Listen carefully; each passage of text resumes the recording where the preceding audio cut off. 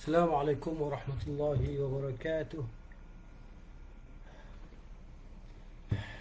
بسم الله.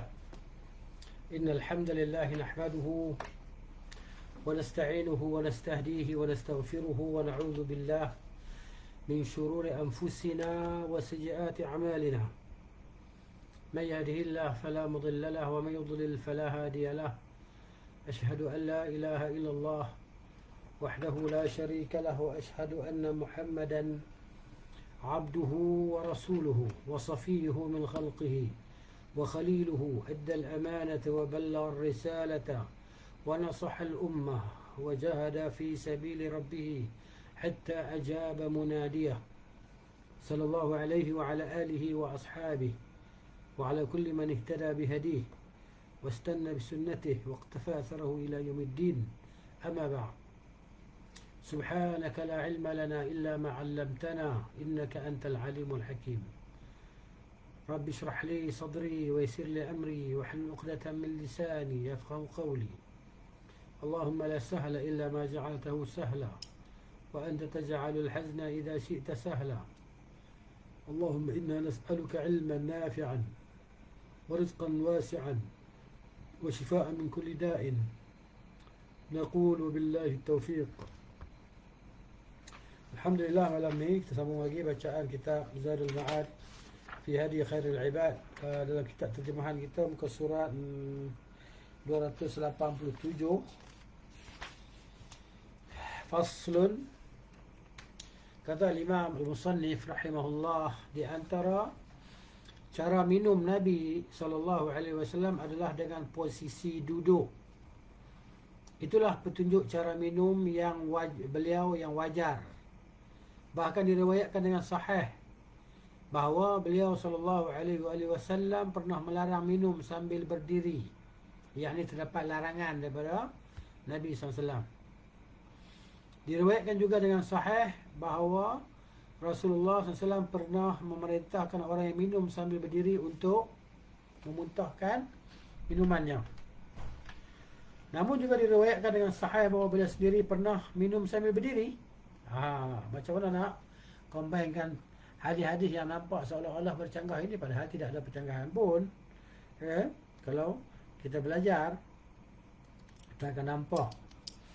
Sebahagian kalangan menandaskan, yakni menyatakan bahawa riwayat kedua ini memansuhkan riwayat yang pertama. Ini dia ada penjelasan secara detail masing-masing, ada pandangan dan pendapatnya daripada kalangan ulama al-mu'tabarin.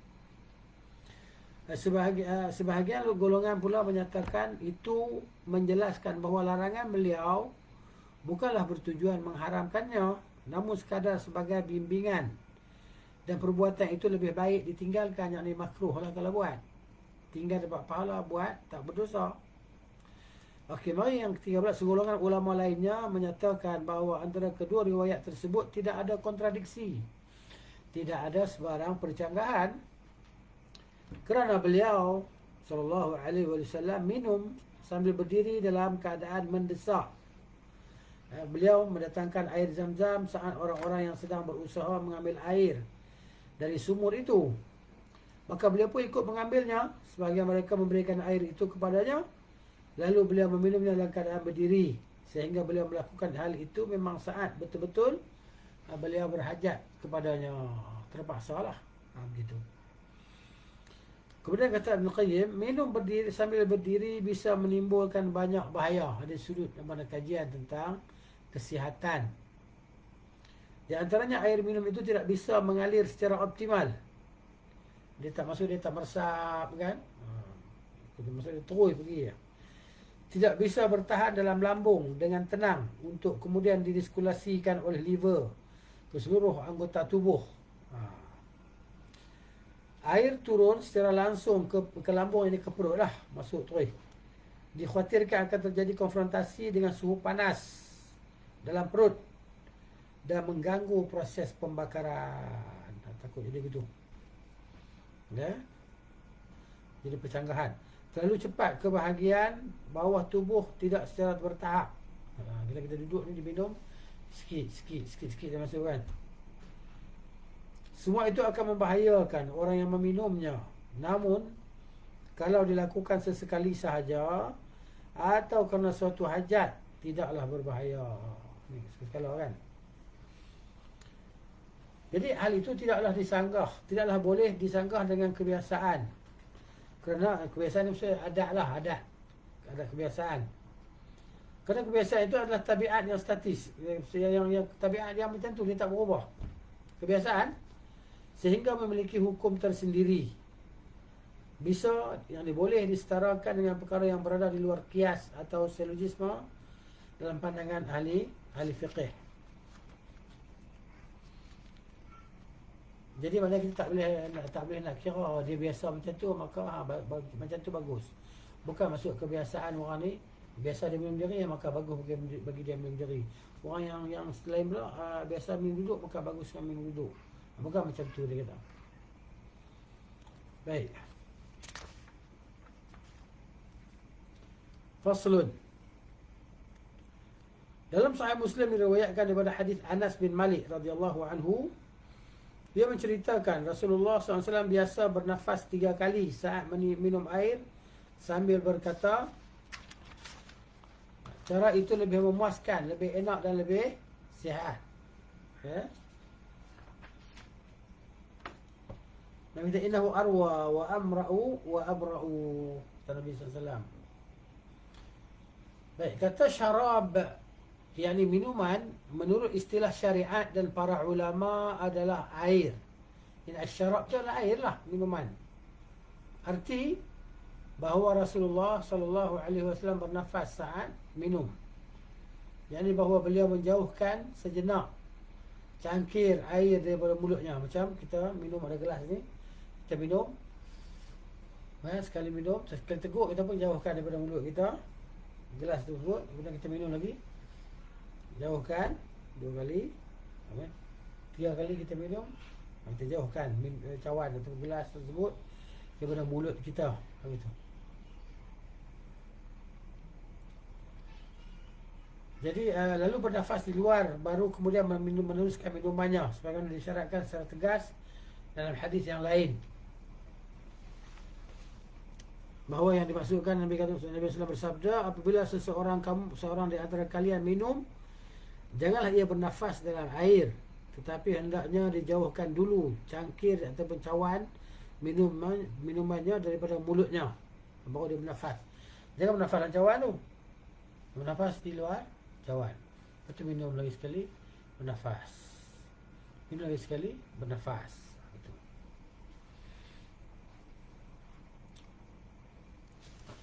Cara minum semacam itu memiliki banyak hikmah dan faedah penting. Dia kata Nabi SAW telah menjelaskan rangkuman dari semua hikmah tersebut dalam sabda beliau. Cara itu lebih memuaskan, lebih enak dan lebih sihat. Dari Jawami' al-Kalim Nabi SAW.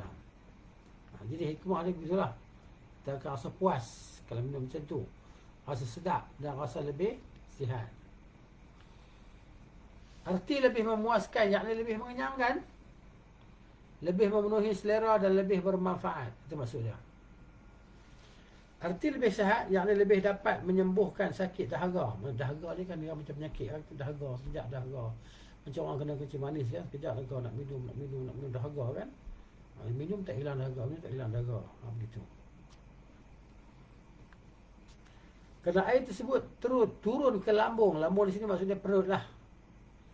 Beberapa kali. Siraman kedua bisa menutupi kekurangan siraman pertama. Masa kita minum, kali yang kedua tu dia akan cover hal pertama tadi. Untuk menenangkan rasa dahaga, untuk menghilangkan rasa dahaga. Siraman ketiga lebih menyempurnakan lagi siraman kedua. Demikian juga cara itu lebih selamat untuk menghadapi suhu panas lambung, yakni suhu panas dalam perut kita ni. Perut kita ni mana dia bekerja, mesin. Dia mengisar, dia kisar, dia panas. Gitu. Sebab tu kita katakan yang kalau yang perubatan tabib Cina kan, Sinsei, tabib Cina tu, kalau kita beli herba dia, ubat dia, dia akan pesan, jangan minum ais. Jangan minum ais, nanti rosak badan, dia kata. Macam besi panas. Mesti tengah panas kita siramkan air padanya, apa jadi? Macam itulah bahagian dalaman kita lah. Begitu. Kemudian dia kata siraman ketiga lebih menyempurnakan lagi siraman yang kedua. Minuman yang kedua, tiga lebih lah. Dia lebih sempurna daripada minuman yang kedua. Demikian juga cara itu lebih selamat untuk menghadapi suhu panas lambung. Di samping itu juga lebih aman agar lambung tidak diserang oleh hawa dingin dengan sekaligus dalam satu waktu. Orang yang kata kembung perut lah, apalah, angin masuk kan. Itulah dia salah cara kita dalam makan dan minum. Selain itu, cara di atas juga tidak bisa menghilangkan rasa dahaga. Minum sekaligus kan, teguk sekaligus, berjeri pula tu, mana tak menghilangkan rasa dahaga. Kerana konfrontasi suhu dingin dengan panas secara spontan, kan? Masuk air sejuk, panas lagi, dia merasak. Lalu secara spontan pula memaksa hilangnya rasa haus. Padahal rasa haus yang digempur secara frontal itu tidak akan hilang sama sekali. Lain halnya bila digempur dengan perlahan dan bertahap. Ini dia. Sikit-sikit. Begitu. Kemudian kata Ibn Qayyim rahimahullah, cara minum di atas juga lebih aman akibatnya dan lebih aman dari kemungkinan akibat penggempuran rasa haus secara spontan yang dikhawatirkan dapat memadamkan proses pembakaran alami kerana kuatnya rasa dingin air tersebut, atau setidaknya melemahkan proses tersebut sehingga mengakibatkan rosaknya proses metabolisme dan pada lambung dan liver, hati, dan juga menyebabkan timbulnya berbagai macam penyakit, terutama sekali bagi para penduduk negeri-negeri panas seperti Hijaz, Yaman dan lain-lain. Ini mana dia ajar kita cara minum tadi kan. Duduk, yang cara minum duduk yang paling selamat. Tidak meneguk dengan sekaligus. Yang terbaiknya teguk sedikit demi sedikit demi sedikit kan. Sebagaimana telah dinyatakan di sini. Atau di waktu-waktu panas seperti pada musim kemarau, minum dengan cara sekaligus pada saat itu amatlah dikhawatirkan sekali. Dan saya tegak minum kan. Lagi tak habis botol tu, sampai dah habis botol tadi. Jadi tak bagus. Kerana suhu panas alami dalam tubuh pada musim panas amat lemah. Kan? Suhu panas yang dalam tubuh kita ni pada musim panas dia jadi lemah. Gitu. Jadi minum sekaligus dikhawatirkanlah. Kemudian arti ucapan Nabi SAW lebih nikmat, yakni kerana air tersebut masuk dengan mudah, terasa lebih nikmat dan bermanfaat. Itu dia. Jadi makanlah kalian dengan enak dan nikmat. Enak saat menyantapnya dan nikmat sesudah memakannya. Ini dia. Ada juga yang menyatakan bahawa arti kata mari dalam ayat itu adalah lebih mudah mengalir, yakni fakuluhu hani'an mari'a. Gitu. Dia perkataan mari'a di sini dia kata lebih mudah mengalir kerana ringannya. Lain halnya bila jumlah airnya terlalu banyak, kan sulit mengalir ke dalam tubuh. Gitu. Minum sikit-sikit. Minum. Ya.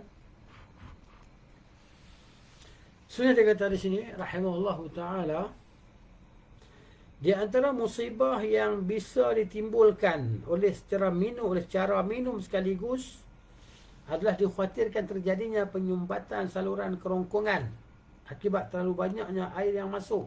Begitu. Sehingga sulit bernafas. Namun kalau seseorang bernafas terlebih dahulu baru meneruskan minumnya, ia akan selamat daripada kemungkinan itu. Di antara faedah lain daripada cara minum Rasulullah SAW itu adalah bahawa saat meneguk minumannya dengan pertama kali, wap yang berasal dari jantung dan liver orang yang minum naik ke atas kerana masuknya air dingin ke dalam tubuh. Kan? Dia ibarat macam ni lah. Ya, kita makan kita ada benda panas. Ya, ada benda panas, kita letak air di benda panas tu kan, dia akan jadi perwapan lah. Wap tadi akan menaik, dia jadi gas. Itu yang kita tak sihat tu. Ni.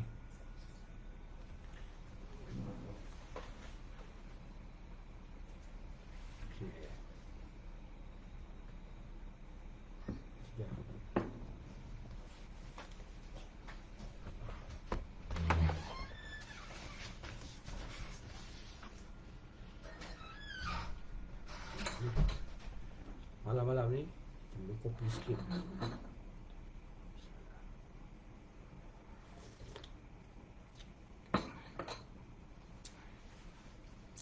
Kemudian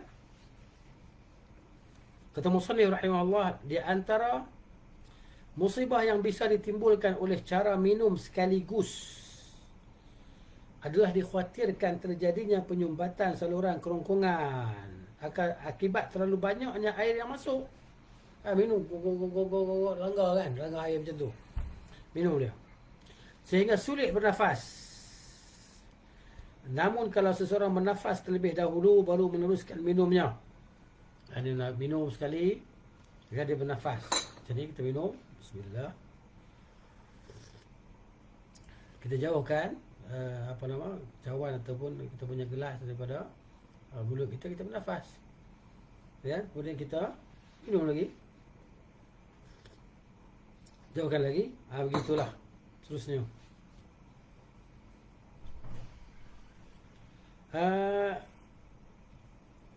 Di antara faedah lain daripada cara minum Rasulullah sallallahu alaihi wasallam itu adalah bahawa saat meneguk air minumannya pertama kali, wap yang berasal daripada jantung dan liver orang yang minum naik ke atas kerana masuknya air dingin ke dalam tubuh.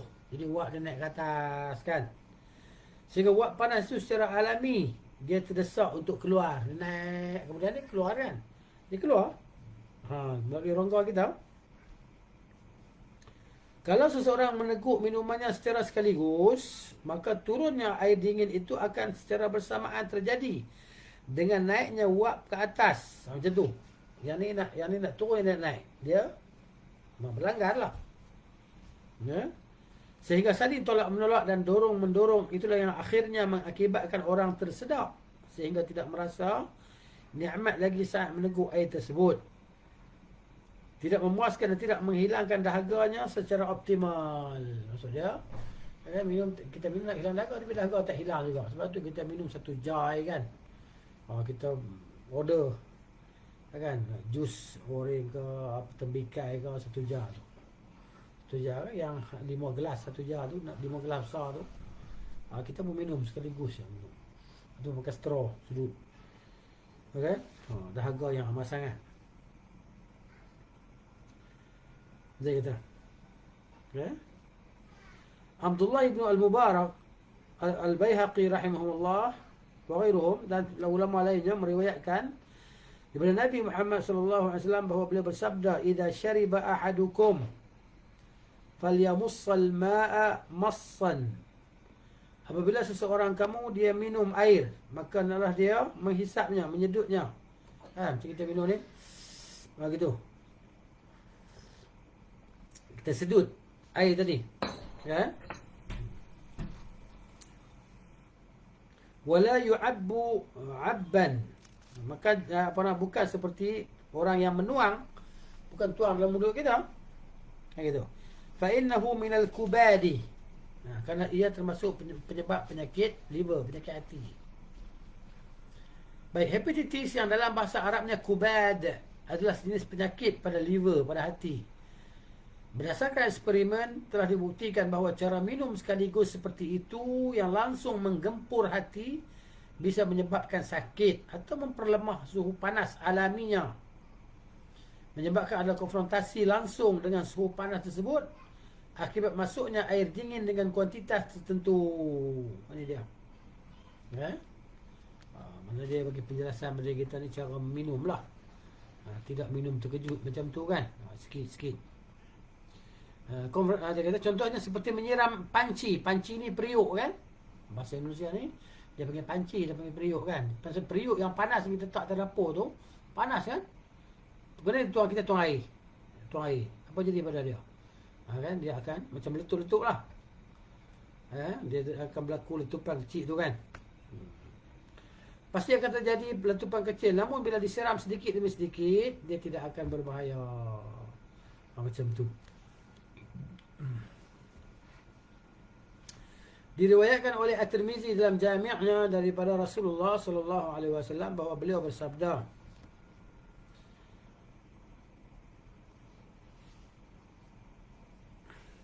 "La tashrabu nafsan wahidan kashurbil ba'iri, walakin ishrabu mathna wa thulatha, wa sammu idza antum sharibtum wahmadu idza antum faragtum."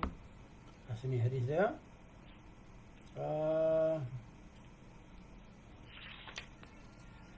Okey, hadis dia. Di sini kalau footnote bawah tu dia kata, tengok mana, kita tengok mana hadis tu, baru kita tengok footnote dia. Janganlah kalian minum sekaligus seperti seekor unta. Akan tetapi minumlah 2 atau 3 kali teguk. Sebutlah nama Allah bila kalian minum. Pujilah nama Allah selesai kalian minum. Tapi hadis dhaif. Ya. Dalam sanad dia terdapat seorang yang bernama Yazid bin Sinan Abu Farwah Ar-Rahawi. Dia seorang perawi yang dhaif, dan gurunya pada sanadnya juga majhul. Kerana itu didhaifkan oleh Al-Hafiz Ibn Hajar dalam kitab Fathul Bari. Ini dhaif. Baik.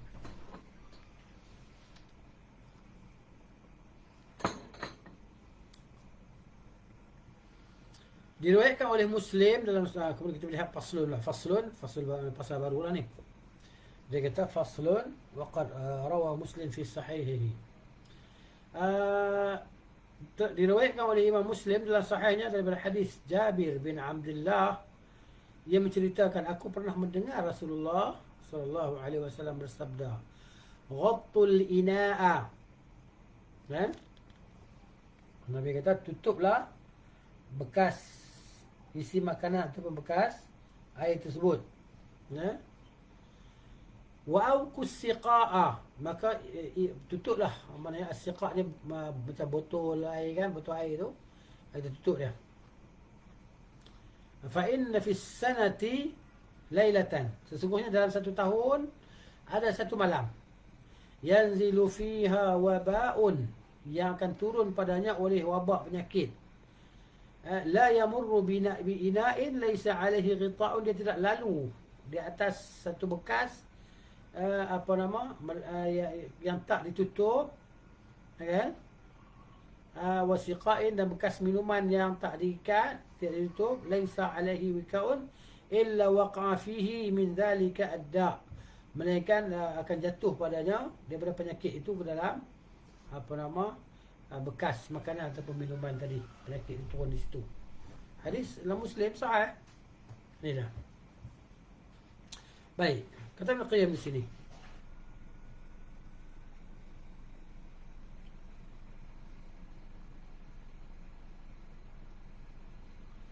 Ghattul ina wa aqus siqa, tutuplah bejana dan tutuplah tempat minum, kerana dalam satu tahun itu ada satu malam di mana wabak penyakit turun. Setiap kali wabak itu melewati bejana yang tidak tertutup atau tempat minum yang tidak tertutup, pasti akan menaruhkan bibit penyakitnya di tempat tersebut. Ini dia.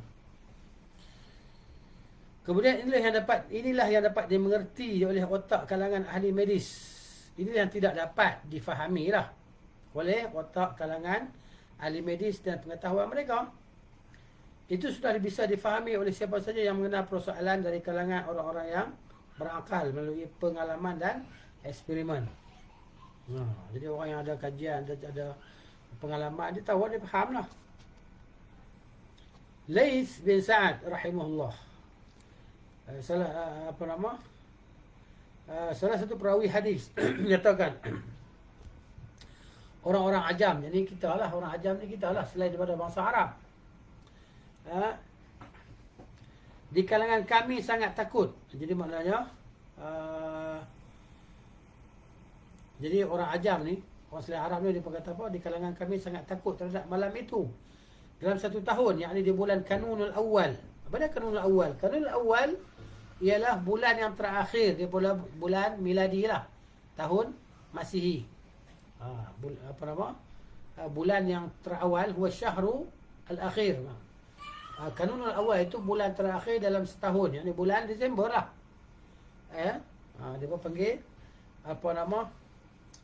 uh, Kanun Al-Awwal, gitu. Yani Al-Thani Ashar, bulan 12 daripada tahun Masihi lah. Jadi maknanya dia nama Disember, Januari, Februari ni bukan Islam, kan? Gitu. Ini dalam bahasa Syriani. Baik.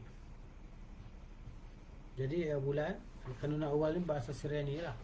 Dalam bahasa Inggeris dia panggil Disember, bulan 12. Itu. Diriwayatkan secara sahih bahawa Rasulullah SAW memerintahkan agar bejana itu diberi tutup, meski hanya dengan sebatang kayu ataupun sebatang ranting, ataupun kita kata kalau di rumah kita ada kayu cucuk sate tu kan, tutup. Tutup maknanya cawan kita ataupun bekas kita lintangkan di atas dia macam ni kan, tak macam tu. Maknanya ni umpama kita kata ranting kayu pen kan, letak di atas, gitu, macam bismillah letak, ataupun bekas makanan kita kan, letak macam tu. InsyaAllah selamatlah. Ini yang diajar oleh Nabi SAW yang kita ni wajib terima dan wajib beriman lah. Tak boleh kita nak petikai kan, kalau kita kata tak ada apa dalam kajian sains macam tu. Jadi kajian sains tu bukan asal. Asal adalah wahyu. Yang menjadi asal adalah wahyu daripada Allah Ta'ala. Baik. Dilintangkan kayu ranting itu memiliki hikmah tersendiri, yakni untuk membiasakan seseorang itu untuk tidak lupa menutup bejananya, meski sesekali harus dengan ranting kayu. Walaupun ada ranting kayu, jangan letak je lah. Bisa jadi juga ada seekor lalat yang akan terjatuh. Ini andaian, kan? Namun akhirnya dia hinggap di ranting tersebut dan tidak jadi jatuh, kerana ranting itu berfungsi sebagai jambatan baginya. Ini dia. Diriwayatkan juga secara sahih daripada Rasulullah sallallahu alaihi wasallam bahawa beliau pernah memerintahkan menutup bejana dengan membaca bismillah. Baca bismillah tutup. Kerana membaca bismillah saat menutup bejana boleh sudu pun boleh, Syekh Zul. Kan jadi sudu kan. Ni kan ini sudu. Okey, gitu. Bismillah. Bismillah tutup ya. Macam tu. Sudu pun boleh, insya-Allah. Baik.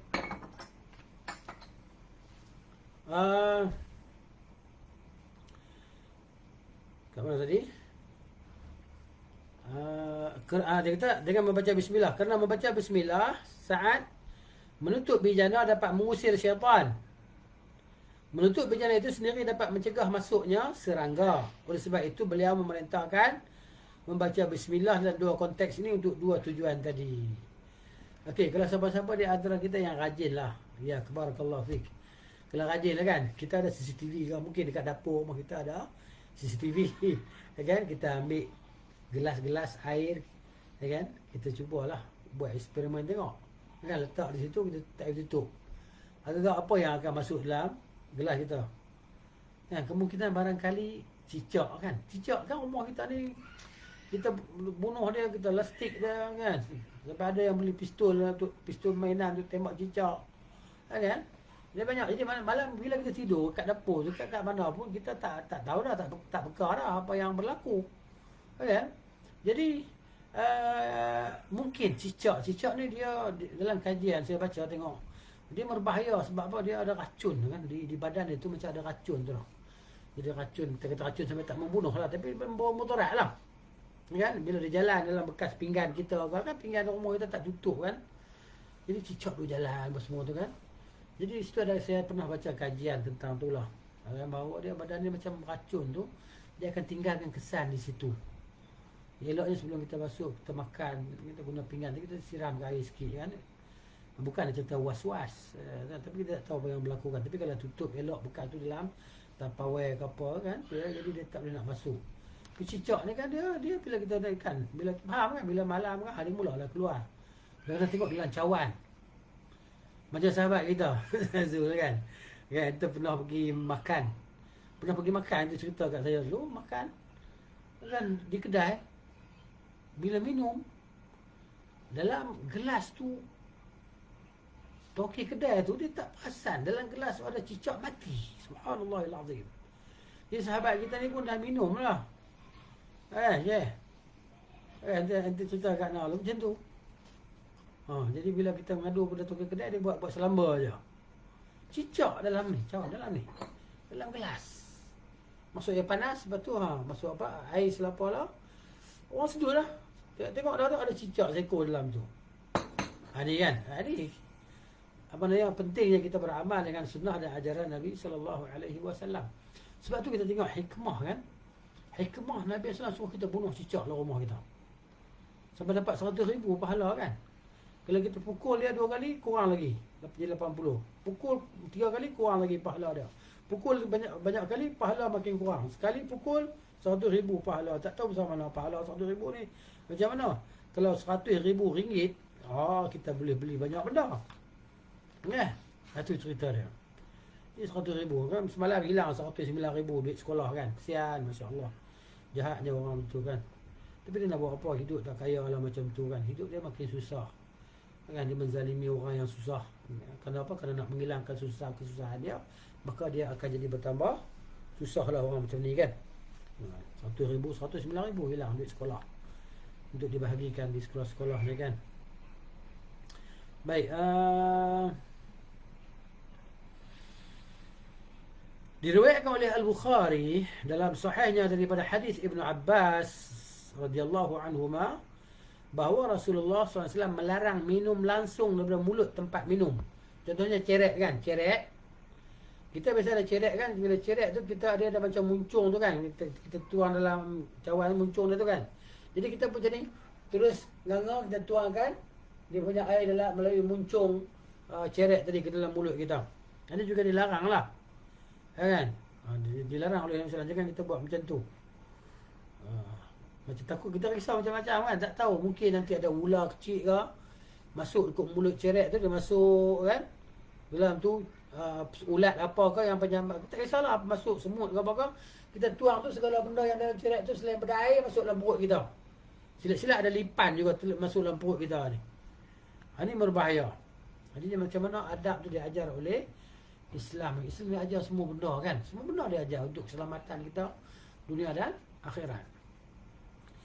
Jadi larangan ini mengandungi banyak adab dan etika. Di antaranya kerana secara berkali-kali nafas seseorang yang merhembus ke dalam tempat minum itu sehingga meninggalkan hawa dan bau busuk yang tidak disenangi oleh orang lain kan. Cuba kita buat macam ni. Kita besok nanti kita akan rasa air itu macam basi kan. Bau basi, bau busuk air itu. Dan kita minum terus macam tu. Ni. Jadi yang tidak disenangi oleh orang lain. Itu yang pertama. Yang kedua, adab lain bahawa kemungkinan air yang masuk ke dalam perut orang yang meminumnya terlalu berlebihan sehingga membahayakannya. Dia minum macam tu takut air terlajak masuk banyak kan. Adab lain, bisa jadi di tempat itu ada binatang yang bisa kan, membahayakan orang yang meminum dari tempat itu secara langsung. Mungkin ada ular ke, skorpion ke, lipan ke, kan? Semut ke, apa kita tak tahu. Dia masuk ke mulut cerek tu kita tak tahu. Kan? Jadi kalau jenis cerek macam tu kan, tapi kalau sebagian cerek tu dia macam ditutup terus. Jadi tanpa disedarinya. Ada yang lain, bisa jadi air tersebut mengandung kotoran dan sejenisnya yang tidak terlihat saat meminumnya, berkeladak ke apa ke, sehingga masuk ke dalam perutnya.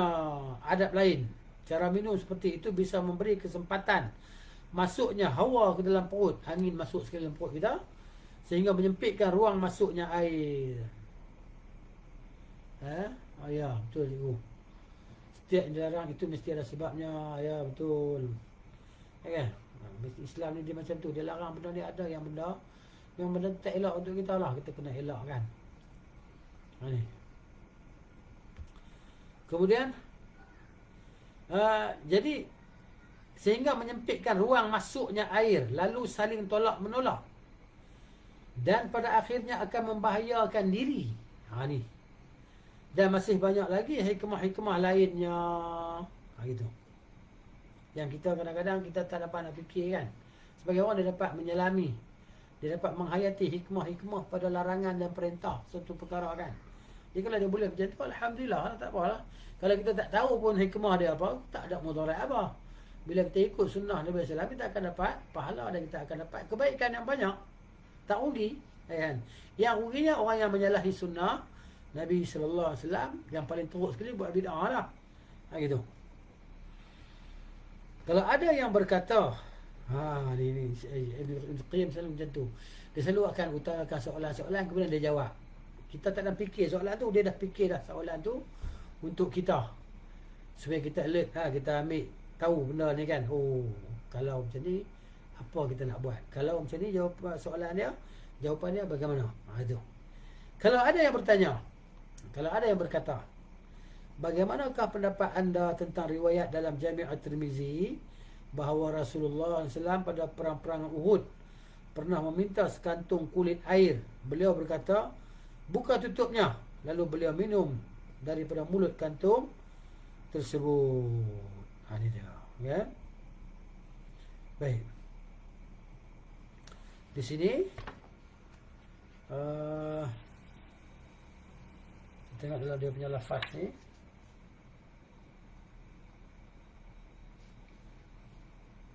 Hadis ni dhaif sanadnya. Dhaifu al-isnad. Dikeluarkan oleh Abu Daud At-Tirmizi daripada jalan Abdullah bin Umar bin Isa bin Abdullah, daripada ayahnya secara marfu'. Dan Abdullah ni dhaif, dia adalah Al-Umari, ya. Dan dalam Sunan Abi Daud, Ubaidillah disebut sebagai Ubaidillah, bukan Abdullah. Jadi Al-Ajuri dia menakalkan daripada Abu Daud bahawa, kata Abu Daud, hadza la yu'raf an Ubaidillah, ini tak diketahui riwayat daripada Ubaidillah. Wa sahihu an Abdullah bin Umar, yang sahihnya lafaz nama itu adalah daripada Abdullah bin Umar. Ini dia. Tapi hadis ini sanad dia dhaif, lemah. Okey. Maka kata Ibn Qayyim rahimahullah, jawapannya cukup kami jawab dengan ucapan At-Tirmizi, yani Abu Isa At-Tirmizi rahimahullah sendiri. Dia kata hadis ini sanadnya tidak sahih. Itulah jawapannya.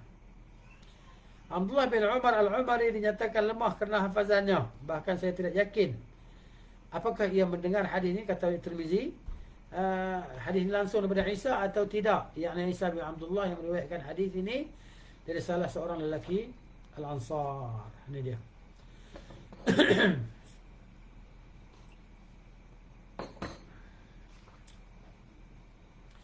Faslun.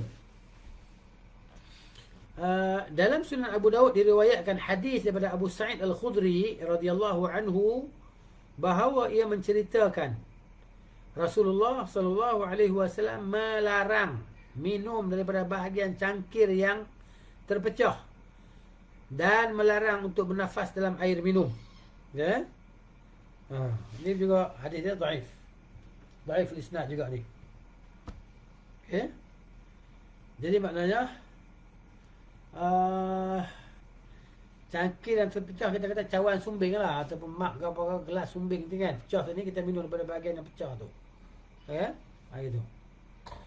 Baik.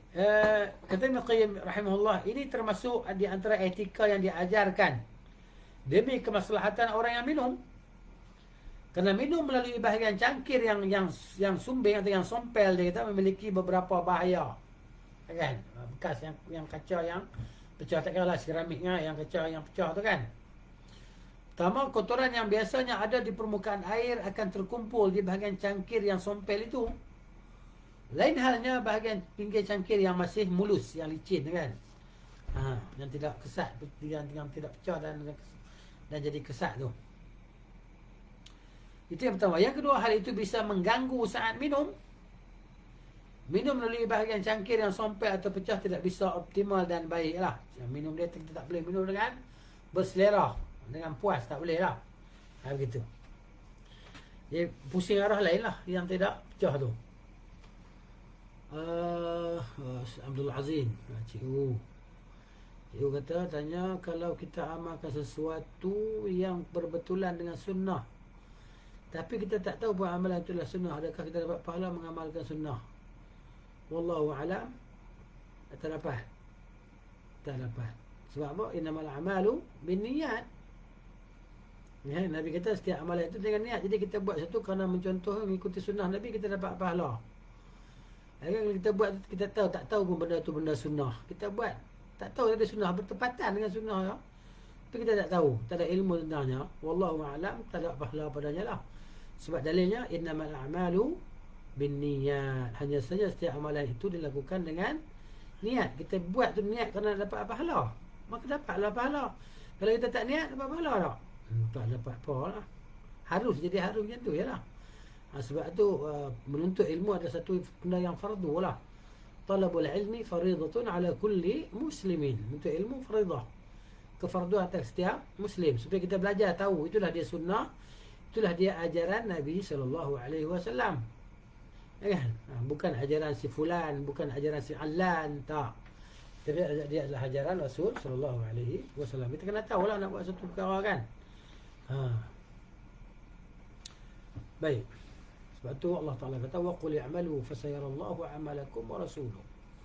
Kan, beramallah kamu semua. Allah Ta'ala dan Rasulnya akan melihat pada amalan-amalan kamu. Gitu. Baik, barakallahu fiik.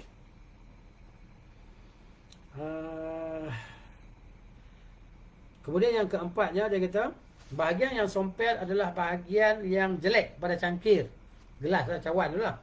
Yang ni lokasi yang paling tidak bagus sehingga harus dihindari, yang pecah tu kan. Jadi kita hari ni kalau ada banyak lah, kita ada banyak cawan, ada banyak mak gelas kan. Jadi kita yang pecah tumbik tu, kita mungkin kita buat benda lain. Kita letak di situ untuk apa nama letak apa, letak minyak masak apa ke, kita letak daun apa, akar daun sup ke apa ke, tak kisahlah apa benda kan. Buatlah ikut kreativiti masing-masing lah kan. Gitu. Jadi lokasi yang paling tidak bagus sehingga harus dihindari. Lebih baik dicari bahagian yang masih baik. Guna cawan lain lah kalau ada. Kerana bahagian yang buruk daripada segala sesuatu pasti tidak ada baiknya. Itu dia. Ada salah seorang ulama salaf, ulama as-salaf, ini ulama generasi awal lah, kurun yang terbaik tu, yang melihat seorang lelaki membeli barang yang jelek kualitasnya. Kita sebagai kita suka beli barang yang murah. Alah murah kan, kita cari yang murah. Padahal murah ni kita pakai 3-4 hari jahanam. Sebab tu orang kita kata Allah membeli menang memakai. Kecuali kita tak mampu, tu cerita lain lah. Kita mampu beli hak murah ni saja. Kita mampu hak mahal sikit, kita tak mampu dah. Belilah yang murah, tak ada masalah apa benda ni kan. Semua tujuh ajar bagi kita lah benda yang murah. Dia tahan apa nama 2-3 hari lah. Macam saya lah, saya teringat dulu pengalaman masa belajar dulu kan di Pakistan. Saya pergi satu tempat nama Lighthouse kan. Jadi situ orang jual macam-macam barang yang diimport kan. Jadi saya tengok ada sandal daripada Thailand, made in Thailand. Saya beli sandal tu. Cantik lah. Harga berapa rupiah rupiah saya tak ingat dah lah. Cerita berpuluh tahun dah. Jadi pakailah balik kan.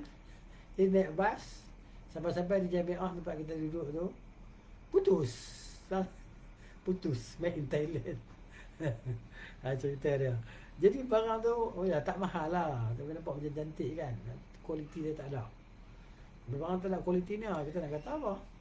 Dia kan, dia memang tak ada kekurangan dia lah. Sebab tu kita tengok harga barang sama, tapi harga lain. Yang ni harga mungkin RM100, ini harga dalam RM30 ya. Jauh beza tu harga tu. Mungkin ayalah dari sudut kualiti lah. Yang ni original, yang tu tiruan gitu.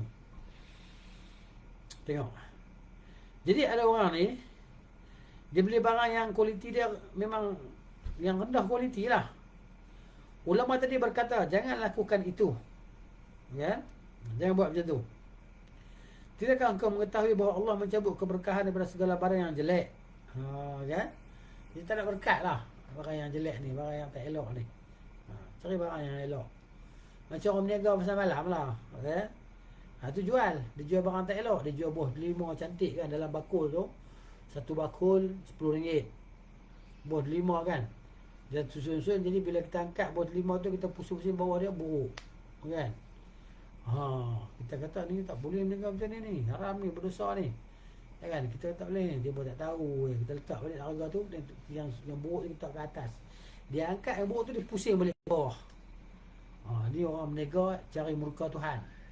Untung tak seberapa. Untung tak seberapa, tapi Allah murka dekat dia. Kan? Jadi orang menega ni silsilah ramai yang masuk neraka percuma macam tu ya.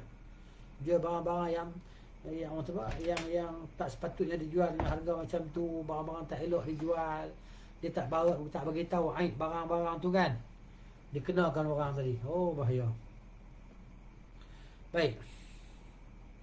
Yang kelima, bisa jadi bahagian yang pecah itu memiliki belahan atau bahagian runcing tajam yang bisa melukai mulut orang yang minum lewat ataupun melalui bahagian tersebut, dan banyak lagi bahaya-bahaya lainnya.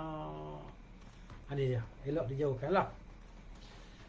Kemudian ada pun bernafas di air minum, risikonya adalah menimbulkan bau busuk pada air minum yang tidak disukai oleh orang lain. Terutama sekali orang yang bau mulutnya mengalami perubahan buruk. Ada orang jenis mulut dia berbau kan, dia gosok gigi dia pun bau mulut dia. Mungkin dia berpenyakit macam orang kata penyakit resdung kan.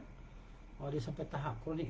Dia minum kan, dia cakap dengan kita duduk depan dia kan, jarak lebih kurang kita 2-3 hasta duduk depan dia, bau mulut tu sampai ke kita. Ataupun kita naik kereta berdua kan, jadi bila dia bernafas tu, bau mulut dia tu mari ke kita. Kita dah rasa tak selesa dengan bau mulut tadi kan. Ini benda ni kita kena alert jugalah, kena ambil perhatian kan. Kalau kita dah gosok gigi, guna ubat gigi yang mahal-mahal tu pun tak hilang juga bau mulut. Mana ada penyakit lah. Penyakit daripada dalam perut kita juga mungkin dikeluar kan. Keluar hawa daripada perut kita tadi, dia mengeluarkan bau yang busuk kan. Gitu. Dia kena ambil perhatian lah, kena ada cari ubat lah. Ubat. Biasanya mereka sandarkan kepada penyakit resdung. Wallahu ta'ala a'lam lah. Tanya doktor lah, semua ni kena pergi buat medical check up, kena pergi jumpa doktor, tanya apa semua tadi kan. Sebab apa, dia mesti ada ubat-ubat mereka yang ni lah ya, begitu. Maka pokoknya secara umum, nafas orang yang minum akan bercampur ke dalam air tersebut. Ini dia. Oleh sebab itu Rasulullah SAW menggabungkan antara larangan meniup air dan larangan terhadap bernafas dalam air. Masuk nafas dalam airnya, no? Ni cawan ya. Kita minum sambil bernafas dengan dalam air tu, ataupun kita tiup air tadi ya kan. Ni biasanya orang yang minum air panas kan, tu bukan dia nak minum panas, tapi dia tiup pula air tu supaya jadi sejuk. Macam mana kan? Jadi di sini ada kontradiksi lah kan, bercanggah lah. Kalau nak minum, nak tiup-tiup, tak payah tiup, minum air yang tak panas, air sejuk. Gitu. Air tak panas, tak payah nak meniup dia. Itu pertama. Satu lagi, dia bernafas dalam cawan tu, minum dalam cawan tu, dia bernafas dalam cawan ni. Itu juga tegak. Itu dia.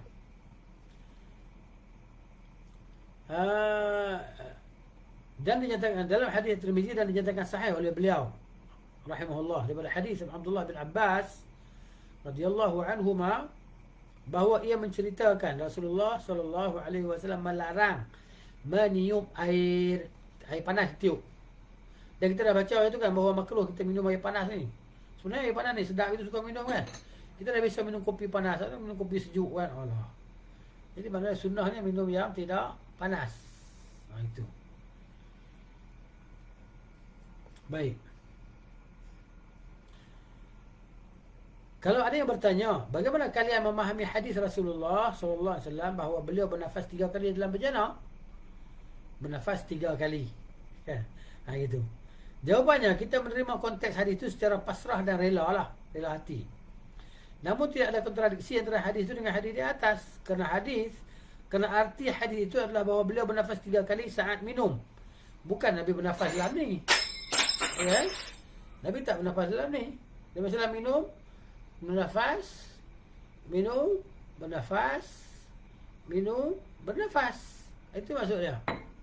Ya.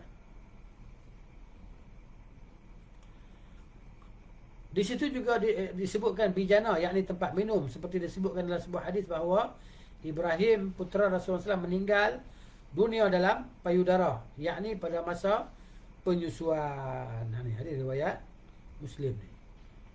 Baik. Jelas situ kan? Okey, ada tak faham bolehlah tulis situ. Insya-Allah kita cuba jawab. Faslun. Terkadang Rasulullah sallallahu alaihi wasallam meminum susu murni. Bukan susu murni, susu yang apa nama? Ori lah. Susu ori. Tak bercampur dengan air. Kan? Terkadang meminum susu yang sudah dicampur dengan air. Kan kadang-kadang kita ni kan, kita beli, kita bancuh susu, kita tambah air kan. Tambah air, tak kisahlah tambah apa nama, air sirap ke apa ke kan, tambah. Meminum air susu yang sudah dimaniskan di negeri-negeri panas, terutama susu murni, susu yang ori, atau yang dicampur air. Saya teringat masa kecil-kecil dulu kan, dapat juga, selalu jugalah boleh minum susu kerbau. Susu kerbau kan. Tak tahu, sekarang tak tahu dah jumpa ke tak susu kerbau ni. Sebab jarang tengok orang belah kerbau kan. Banyak orang belah lembu kan susu kerbau. Jadi masak susu kerbau tu kan, dia letak garam sikit, letak gula, kacau kan, minum. Memang sedap betul lah kan. Rasa dia korang susu lembu jugalah kan. Tapi rasa lain sikit lah susu kerbau. Tak tahu lah, lama dah tak ada, macam tak ingat dia punya rasa. Kalau ada siapa jual susu kerbau boleh lah try. Ataupun cikgu ada belah kerbau lah tapi biasa orang belah lembu kan. Okey.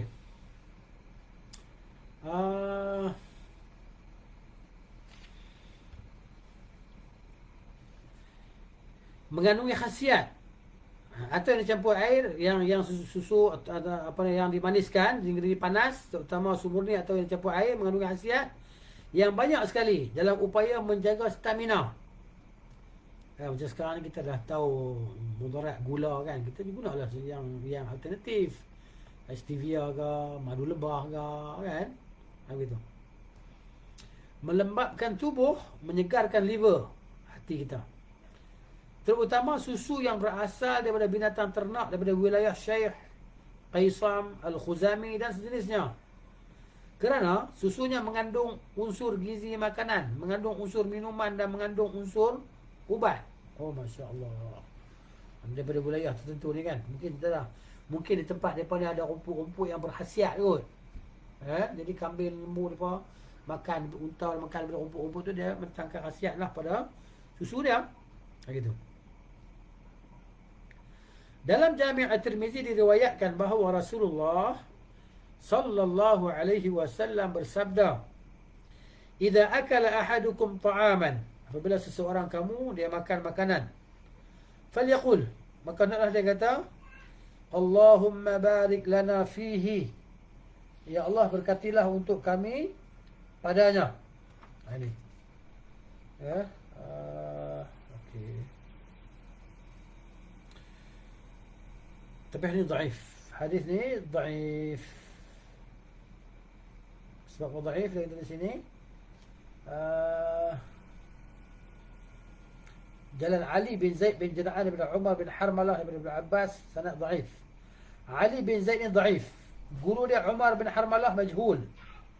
Tapi hadis ada syahid yang lain lah, ni keluar Ibn Majah, dan sanad dia juga dhaif. Ya? Sanad dia juga dhaif.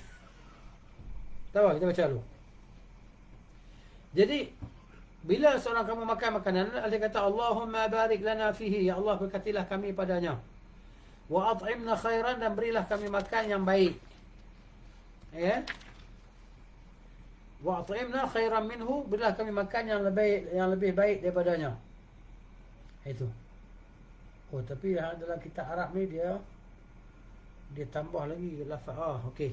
Betul lah. Dia tak tambah di sini, dia ditulis satu bait boleh diterjemah, satu baris diterjemah. Okey. Apabila dia diberi minum nak yang dia berdoa.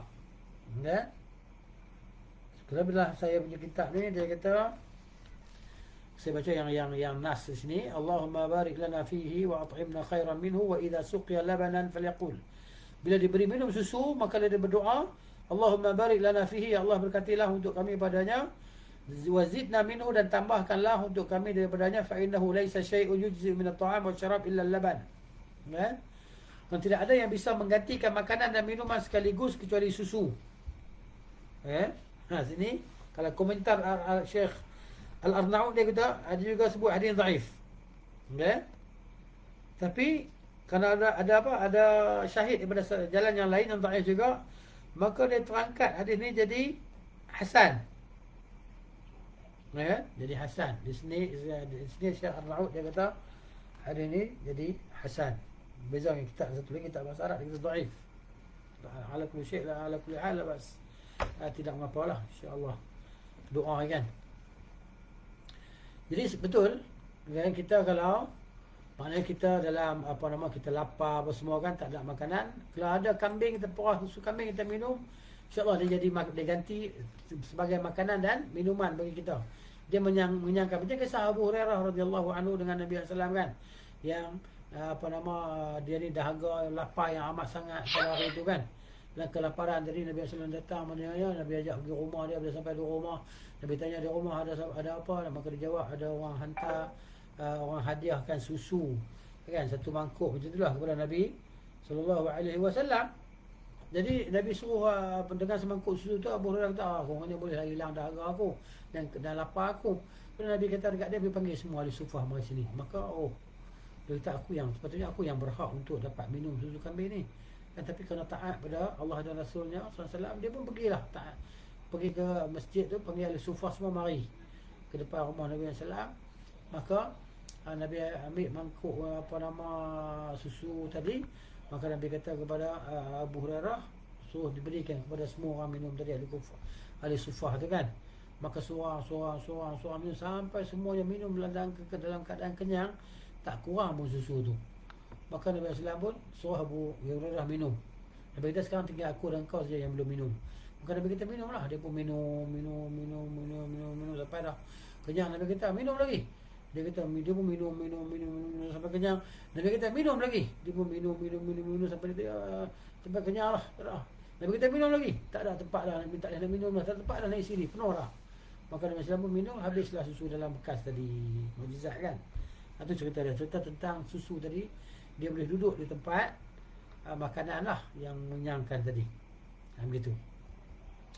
Baik, kemudian faslun dalam sahih Muslim diriwayatkan secara sahih bahawa Rasulullah dibuatkan air nabis di awal malam. Kan? Di sini diriwayatkan dalam sahih Muslim secara sahih bahawa Rasulullah dibuatkan air nabis di awal malam. Nabis ni air yang direndam, air rendaman kurma lah. Buah kurma rendam air, esok kita minum. Kan kau nak sahur, esok kita minum air kurma. Dan beliau baru meminumnya ketika pagi hari berikutnya atau malam berikutnya. Dan malam ni rendam, malam esok minum. Ataupun pagi esok, keesokan harinya atau malam berikutnya, lalu keesokan harinya pada waktu sore. Bila tersisa hari yang sampai 3 hari ya kan, dan petang beliau memberikannya kepada pelayan atau dibuanglah. Dan tak ada orang minum juga, dibuanglah. Itu hadis riwayat Muslim. Arti nabis adalah air yang diberi kurma, yang direndam kurma hingga berubah menjadi manis. Itu termasuk makanan dan sekaligus minuman. Manfaatnya amat besar sekali untuk meningkatkan stamina dan menjaga kesihatan tubuh. Beliau tidak pernah meminumnya lebih daripada 3 hari setelah diendapkan. Khawatir bila sudah memabukkan, takut lebih 3 hari jadi mabuk arak pula. Gitu. Kemudian fasal petunjuk Nabi SAW dalam hal berpakaian. Makan minum dah lepas dah, cerita pasal pakaian pula lah, insya-Allah ta'ala.